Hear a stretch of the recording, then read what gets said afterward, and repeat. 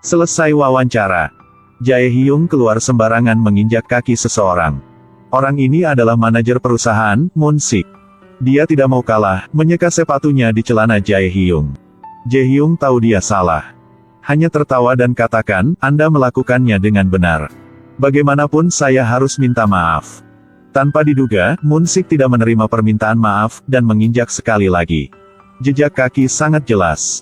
Setelah menginjaknya, dia mengatakan sepatu saya sangat mahal. Itu sama dengan 5 bulan gajimu, lalu pergi. Sekarang Haejung tidak mau tahan lagi. Dia sudah mengakui kesalahan tapi masih melakukan seperti itu.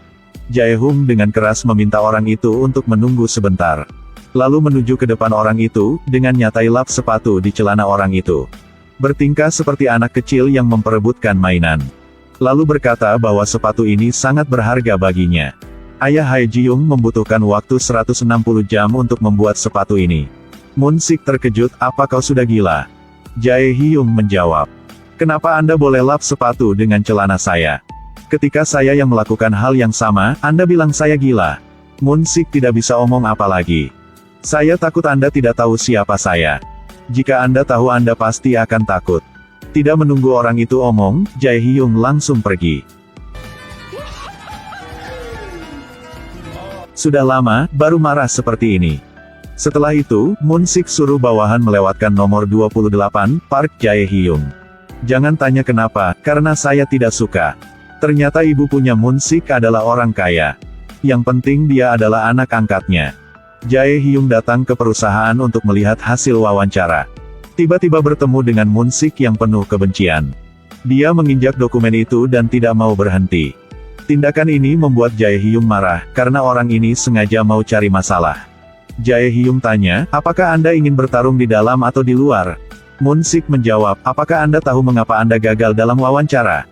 Biar saya yang kasih tahu, saya yang menolak Anda. Ini adalah yang Anda akan dapat karena berani cari masalah dengan saya. Sekarang bawahan datang dan memanggil Moon Sik manajer Choi. Jae Hyung baru tahu jika orang di depan dia adalah kepemimpinan di perusahaan. Tiba-tiba menjadi tenang. Tapi Moon Sik berkata atau Anda berlutut meminta maaf. Mungkin saya akan setuju untuk Anda bisa kerja di sini. Hanya melihat Jae Hyung perlahan menundukkan kepalanya. Apakah dia sudah menyerah? Tanpa diduga, situasi menarik terjadi lagi. Cepat berhenti. Jika satu kalimat Anda dapat mengendalikan personel perusahaan ini. Hei kaki, itu kaki saya. Anda harus mengemudi mobil saat keluar jalan. Jika saya melihat Anda berjalan di jalan, saya akan memukul Anda dengan keras. Dan seperti itu, wawancara ke-101 kali punya Jae Hyung gagal lagi. Dia hanya ingin mencari pekerjaan, mengapa begitu sulit? Bawahan dipanggil. Moon Sik memerintahkan, harus membiarkan Jae Hyung bekerja di sini. Bawahan menjawab, memang dia tersingkir. Jadi bukan karena Anda dia baru tersingkir. Tapi Moon Sik marah dan omong. Tidak peduli apa yang harus Anda lakukan, dia harus kerja di sini. Saya harus menyiksanya dia. Hari itu, Moon Sik ketemu Jae Hyung di luar jalan. Saya adalah Master Aikido. Punya sabuk hitam Taekwondo. Belajar Muay Thai 3 tahun. Kebetulan. Saya juga Master Aikido. Sabuk hitam Taekwondo. Muay Thai 3 tahun. Hei. Apa, ada apa? Sekarang bukan saya sudah duduk di mobilnya. Moon Sik hanya bisa galak di perusahaan, di luar dia sangat pengecut. Sampai malam ketika sedang mimpi, dia melihat ada Jae Hyung juga di dalamnya, ini benar-benar gila. Dia harus menyiksa bocah itu. Di hari berikut, Moon Sik kasih tahu sekretaris. Bagaimana carapun nomor 28 Park Jae Hyung harus kerja di pet kita. Moon Sik tahu ibu angkat sedang beli jalan yang malang. Ketika tiba, tempat ini tidak hanya sangat buruk. Bahkan udaranya juga kotor. Sekretaris segera mengeluarkan botol semprot dan menyemprotkannya kemana-mana. Ini benar-benar kamper asteriste. Hari ini, Moon Sik bertanggung jawab atas pembelian berapa toko di jalan ini. Pertama toko punya seseorang tua. Melihat sepatu di dalam, sangat lucu. Orang tua itu mengira Moon Sik datang untuk membeli sepatu jadi dia memperkenalkan dirinya. Hasilnya Moon Sik keluarkan kartu nama dan beritahu alasannya kenapa dia ke sini. Orang tua itu langsung omong tidak mau jual, silahkan keluar dari sini. Makanya ada adegan lucu ini. Saya pergi ya. Jika begini nih saya akan pergi. Cepat keluar, orang bodoh ini. Jika dia tahu bahwa orang tua ini adalah ayah Jae-hyung, akan terjadi apa ya? Dan orang tua ini cinta pertama ibu angkat.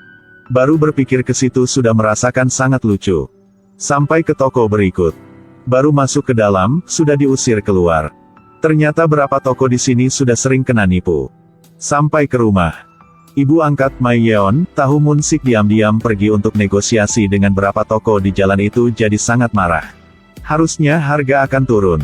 Sekarang tidak tahu harus melakukan apa lagi. Ibu Mi Yeon harus menggunakan cara lain untuk mendapatkan kembali keuntungan bagi perusahaan. Jadi orang tinggal di jalan itu ditipu banyak uang. Mereka semua meminjam uang dari bank. Bu Mi Yeon akan membeli semua pinjaman itu. Dan menjadi kreditur mereka, sungguh sangat jenius. Gadis ini sifatnya seperti laki-laki. Setiap hari akan berantem dengan kakak dia. Bahkan ayah dan kakak juga tidak bisa hentikan. Suatu hari, ayah Hyo-seop ada pekerjaan, jadi dia meminta Hyun-ha untuk mengurus toko. Hyun-ha di jalan menuju ke toko.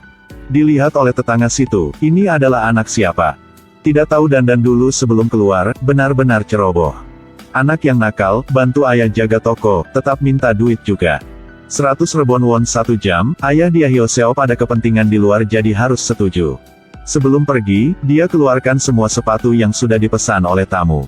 Dan memberitahu bahwa tamu ini sangat galak. Jangan sampai berantem sama orang itu. Putri suruh ayah cepat pergi. Tidur 2 hari 2 malam, harus berolahraga dulu. Dia juga mengatakan bahwa dia akan bekerja keras untuk mendapatkan gaji. Hyun-ha masuk ke dalam dan mulai make up.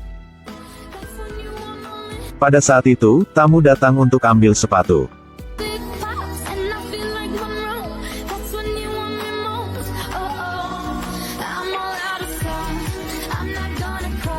Air liur dari mulut tamu itu terus mengalir.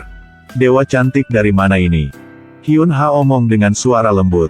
Anda datang untuk ambil sepatunya, saya tunggu di sini dari tadi.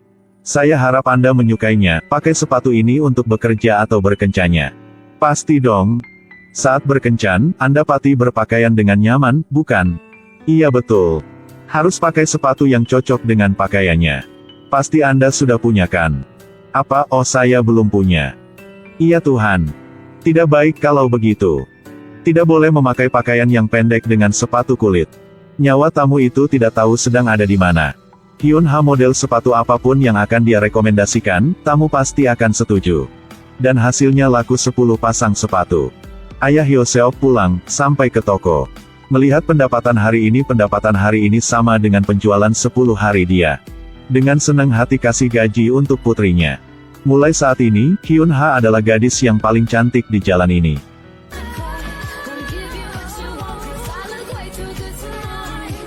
Jae-hyung baru sampai. Melihat adik make up dengan muka yang tidak jelas, tunjukkan rasa jijik.